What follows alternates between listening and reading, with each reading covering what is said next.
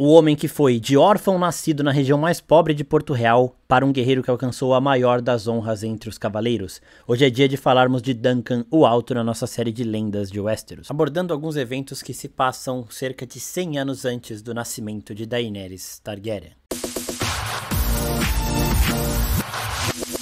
E aí, seus geeks, tudo certo? Eu sou o Marcos Veloso e o vídeo de hoje de Lendas de Westeros vai fugir um pouquinho da Era dos Heróis. Eu prometo que no próximo vídeo eu volto, porque esse aqui é um especial para falar de Duncan o Alto, já que a HBO anunciou que está desenvolvendo a série O Cavaleiro dos Sete Reinos. Será o segundo derivado de Game of Thrones, o primeiro é House of the Dragon, e vai contar a história de Duncan o Alto e Egg, o seu escudeiro. Por isso a gente vai contar aqui o que aconteceu, qual é a vida de Duncan o Alto, o que ele fez de tão magnífico para merecer ter uma série. Só dele não, né? Ele divide ali com o Egg, mas é uma série inspirada muito na história desse cara que vai passar por toda a vida dele. É uma vida bem interessante de superação e por isso a gente vai parar um pouquinho com os vídeos dos heróis da Era dos Heróis para falar da vida dele. O próximo vídeo dessa série de Lendas de Westeros vai voltar a falar de uma figura bastante importante da história lá de 8.000 anos atrás. Antes de eu começar a falar sobre isso também, eu quero avisar que é diferente aqui, né? Porque os heróis de 8.000 anos atrás, não existem relatos oficiais deles, existem aquelas suposições,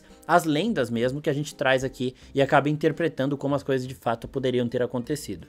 No caso do Duncan, como ele viveu ali pouco tempo antes da Daenerys nascer, por exemplo, entre o tempo da Daenerys e da Rhaenyra, a gente sabe todos os passos dele. Então aqui não é mais um pouco de suposição, não. Aqui a gente vai contar a história inteira dele. Se você quer ver a série com surpresas ou quer ler o livro, eu sugiro que você não assista esse vídeo, infelizmente. Ativa o sininho da notificação para receber o aviso do próximo vídeo que for postado, porque aqui a gente vai dar alguns spoilers sim. Eu não vou aprofundar muito, vou fazer um resumão daquele que vocês bem gostam, né, dinâmico e tudo mais, mas a gente vai acabar contando pontos importantes, inclusive a forma que o Duncan morreu. Bom, a história de Duncan começa, a primeira coisa que ele tem lembrança da vida dele é dele ser um órfão lá na Baixada das Pulgas. Ele era uma criança que andava com mais outros 3 garotinhos, só que eles eram extremamente monstruosos, eram pequenos monstrinhos ali, porque eles batiam em pessoas mais fracas que eles. O Duncan tinha um tamanho descomunal para a idade dele, eles roubavam as pessoas e até negociavam uns pedaços de carne meio suspeitos aí com algumas vendinhas das favelas da Baixada das Pulgas. A Baixada das Pulgas é a região mais pobre de Porto Real e foi lá que o Duncan provavelmente nasceu, né? A primeira memória que ele tem da vida dele é de lá. O Duncan nunca conheceu seus pais, mas o que ele acreditava é que a sua mãe era uma prostituta que havia morrido em algum canto e que o pai dele era um bandido que, na melhor das hipóteses, teria sido mandado para a patrulha da noite. E por isso ele tinha o sonho de visitar a muralha para ver se chegando lá ele poderia encontrar um velho gigantesco ali que sim seria o seu pai. O Duncan, quando ele chegou lá no ápice do seu tamanho, da sua força, ele era do tamanho do Hodor ali. O Hodor a gente sabe que impressiona, maior, um pouco maior, do tamanho da Brienne, por exemplo. A Brienne e eles têm uma relação, a gente vai falar no final do vídeo e vocês então fiquem aí. Bom, vivendo nas favelas da Baixada das Pulgas, um dia o Duncan tava lá, criancinha ainda, tinha uns 6, 7 anos, perseguindo um porco, e aí ele acabou cruzando o caminho com um cavaleiro chamado Arlan Pennytree. Esse cara era um cavaleiro andante. Pra quem não sabe, cavaleiro andante é um cavaleiro que ele não fica só em um reino, em um castelo, protegendo um rei. Ele vai buscando aventuras, ele trabalha como mercenário mais ou menos. Então, o cara vai fazer uma expedição, contrata um cavaleiro andante que vai ajudar ele, vai proteger ele e tudo mais. Então, esse cara fazia isso, e ele vê muito potencial no Duncan. Afinal, ele viu uma criança com o tamanho de um adolescente ali e falou, mano, vem pra cá, não sei o que.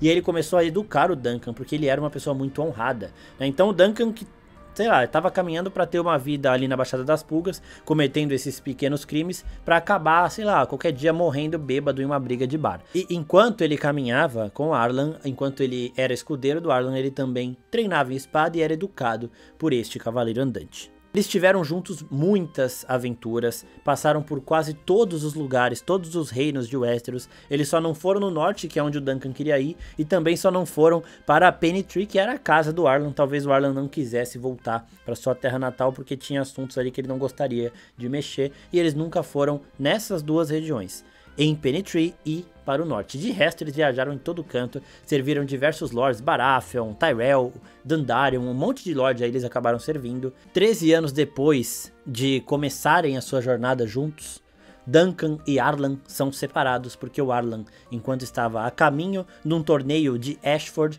acaba morrendo. Ele morreu de doente e tal e tudo mais, não foi em batalha nem nada, e ele morreu enquanto ele estava indo para esse torneio de Ashford. O Duncan enterra o cavaleiro que lhe ensinou tudo o que ele sabe, e decide ele então começar a sua jornada como cavaleiro andante, indo rumo a este mesmo torneio. No caminho, ele acaba encontrando um garotinho careca que pede pra ser escudeiro dele, e ele nega. Ele fala, não sei o que, sai daqui.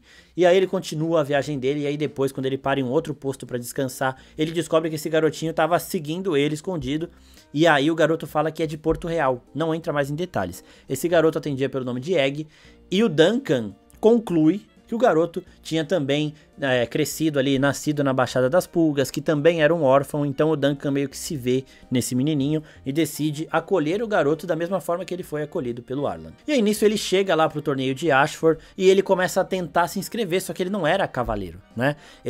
Ninguém sabia dos feitos dele, ninguém tava lá pra comprovar, a única pessoa que sempre estava com ele estava morta, que era o Arlan, e ele até fala, ó, o Arlan era cavaleiro, o Arlan era conhecido, ele me fez cavaleiro, tal, não sei o que, fez tudo mais, aí os caras não acreditam, né? Porque você tem que ter a prova viva. E aí o pessoal lá do torneio falou, ó, acha alguém que comprove tudo isso que você tá falando, que aí você entra. E aí ele tentou achar alguns lords com quem ele e o Arlan tinham trabalhado, só que esses lords não lembravam dele, foi uma confusão. E certo dia ele acabou cruzando com dois príncipes Targaryen, o Maekar e o Baelor. E esses dois eles estavam discutindo porque dois outros príncipes, filhos do Maekar, haviam sumido. O Maekar estava muito puto, o Baelor estava um pouco mais calmo, então o Baelor pôde ouvir o Duncan e se lembrou do Arlan. Então ele falou, não, eu lembro disso, tal, não sei o que, pode colocar ele no torneio. E aí o Duncan conseguiu participar do torneio graças à bondade também de Baelor Targaryen. O Maekar não é que ele era cuzão não, só que ele tava puto porque dois filhos dele tinham desaparecido e ele não tava com cabeça pra isso, né? E aí eles já seguem lá na região do torneio, o Duncan tentando arrumar ali uma armadura do tamanho dele e tudo mais, e ele acaba se envolvendo em confusão com outro príncipe Targaryen chamado Aeron o Monstruoso. Esse cara, ele era filho do Maekar, aquele lá que tava procurando dois filhos que sumiram, e ele tava brigando com uma mulher e o Duncan se meteu, e o moleque era um Targaryen, príncipezinho, né, sabe com quem você tá falando, quase fudeu com o Duncan, né, o Duncan só não teve uma pena absurda ali, possivelmente de morte, porque o seu pequeno escudeiro, aquele garotinho careca chamado Egg, acabou revelando sua verdadeira identidade. Ele não era um órfão nascido na Baixada das Pulgas, mas ele era o quarto filho do príncipe Maekar Targaryen, chamado Aegon Targaryen. O Aegon, então, ele protege o Duncan ali, o Duncan acaba recebendo uma punição, mas eles resolvem tudo isso, e depois de resolver toda essa confusão ali na região, o Aegon chega pro pai dele, o Maekar, e fala, pai, eu quero continuar caminhando com o Duncan, quero ser escudeiro dele e tudo mais. E o Maekar deixa. Só que o Maekar vira pro Duncan e fala, ó, tem um lugar pra você em Solar Estival. Solar Estival, pra quem não lembra, é uma casa de praia dos Targaryen. Então é um outro reino Targaryen. Tipo os Lannister, que tem Casterly Rock e tem Lannisporto. Os Targaryen, eles viviam em Pedra do Dragão e também tinham Solar Estival. E ele fala pro Duncan, pode ir lá pra Solar Estival que você vai ficar lá. E o Duncan fala, ó, com todo respeito, vossa majestade e tudo mais, eu prefiro ficar com o Aegon como um cavaleiro andante, porque eu acho que vai ser bom pra educação dele. E o Maekar libera, e eles continuam ali as aventuras dos dois. E aí nisso, de aventura em aventura, de lugar em lugar, de torneio em torneio, eles acabam chegando em um local, em um torneiozinho que tava rolando, que o Aegon acaba achando muito suspeito, porque este torneio tinha muito apoiador dos Blackfyre. Pra quem não sabe quem são os Blackfyre, eles são os inimigos naturais dos Targaryen, e a gente falou deles no vídeo da casa Blackfyre, que tá linkadinho aqui em cima também. E neste lugar, eles acabam conhecendo um cavaleiro andante chamado Jon, o violinista, e esse cara, do nada, ele vira pro Duncan e fala, ó, eu tenho sonhos proféticos, e eu sonhei que eu vi você num manto branco da guarda real,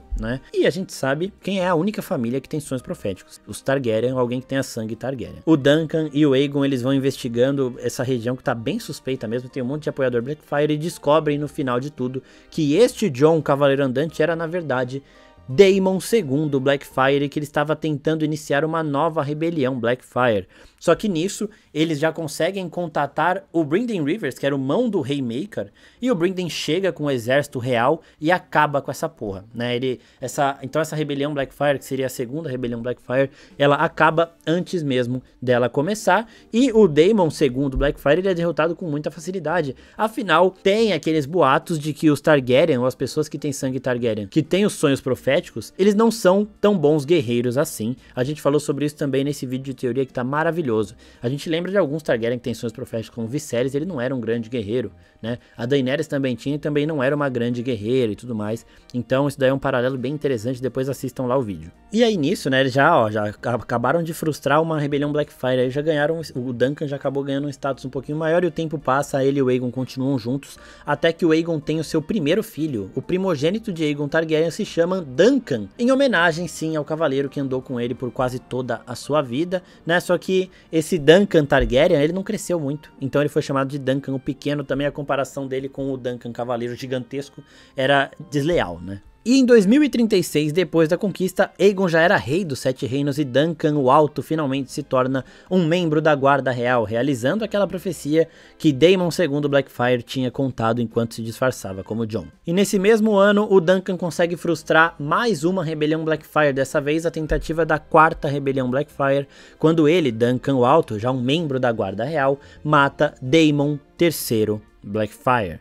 E aí, 3 anos mais tarde, Duncan o Alto acaba frustrando uma outra possível rebelião antes mesmo dela começar, mas essa seria uma rebelião Baratheon. Por quê? Porque o Dunquinho, o filho do rei Aegon Targaryen, ele acaba rejeitando a filha do Lord Baratheon e esse Lorde se revolta, quebra todos os seus votos de fidelidade à coroa e nisso ele é condenado, né, a julgamento por combate. Como os Baratheon são gigantescos, conhecidos por seu tamanho e por sua força em batalha, ele mesmo vai pra treta, só que ele acaba enfrentando o Duncan, que era maior, mais forte, e o Duncan vence este combate. E aí muito tempo se passa, mais ou menos uns 15 anos depois disso, o Duncan já era Lorde Comandante da Guarda Real. Isso aqui é muito foda, né, porque a gente lembra de um garotinho um órfão da parte mais pobre, das favelas de Porto Real ali, que estava fadado a viver daquele jeito, cometendo crimes, brigando em bares e tudo mais, que agora alcançou o maior título que um cavaleiro pode conquistar, o de Lorde Comandante da Guarda Real.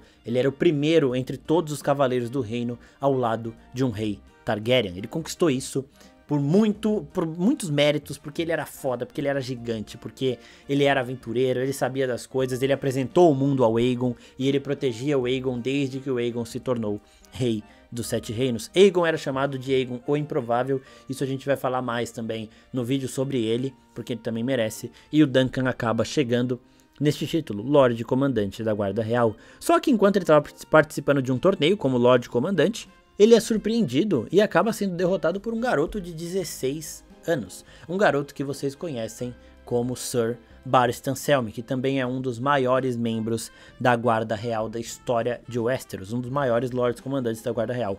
O Sir Barristan Selmy estava no comecinho da vida ali, né, tinha 16 anos, e depois ele se tornaria essa lenda, enquanto ele vencia já uma outra lenda, que era Duncan o Alto, que já estava no topo dos seus títulos, vivendo como Lorde Comandante da Guarda Real. E além disso, o Aegon Eggzinho, ele também tinha um outro irmão, ele era o quarto filho do Maker, e ele tinha ali o irmão dele mais velho, que era o terceiro filho do Maker, que também é um rosto conhecido por nós, é o Maester Aemon. Então o Aegon ele só se torna rei depois que o irmão mais velho dele, o Maester Aemon, fala: não, eu quero ser um Maester, não quero ser rei. E aí ele parte para estudar na Cidadela. E 3 aninhos depois disso, no ano de 2059, depois da conquista de Aegon, a história de Duncan o Alto e Aegon V Targaryen chega ao fim. Eles morrem no incêndio que ficou conhecido como a Tragédia de Solar Estival, no mesmo dia do nascimento de Rhaegar Targaryen, o irmão mais velho de Daenerys Targaryen. Então aqui já dá para vocês terem uma noção cronológica da situação. Cronologicamente, para quem vai assistir as séries, a série do Cavaleiro dos Sete Reinos vai se passar entre House of the Dragon e Game of Thrones. Antes da Daenerys, depois da Rhaenyra. Eu espero que vocês tenham gostado desse vídeo. Falamos sim dos maiores cavaleiros das Crônicas de Gelo e Fogo. É uma história incrível, né? O cara começou na parte mais baixa possível ali de Porto Real e acabou alcançando esse status absurdo. Uma outra coisa que eu tinha prometido também lá no comecinho do vídeo é falar da relação dele com a Brienne, né? O George Martin, ele já deu algumas declarações falando que o Duncan tinha uma relação parental com algum personagem que a gente conhecia de Game of Thrones. Depois os fãs foram especulando e tudo mais, e o Martin acabou dando novas indicações de que este personagem era a Brienne, e faz muito sentido pelo tamanho dele, né? O Duncan, no meio das suas aventuras, acabou passando por Tarth, que é onde a Brienne nasceu, né? E ali ele deixou a sementinha que depois, alguns ramos na família depois, nasceria Brienne de Tarth, conhecida também pelo seu tamanho e pela sua imponência física. O Martin não deixou claro a exata ligação deles, se o Duncan era avô da Brienne nem nada do tipo, mas ele falou que eles sim são ligados por sangue. É assim que a gente encerra esse vídeo hoje. Muito obrigado a todo mundo que está assistindo. Não esquece de curtir aqui, mandar para seus amigos e se inscreve, porque nós vamos voltar a falar das lendas lá da Era dos Heróis no próximo vídeo dessa série de lendas e heróis de Westeros. É isso, pessoal. Muito obrigado e até a próxima. Tchau, tchau.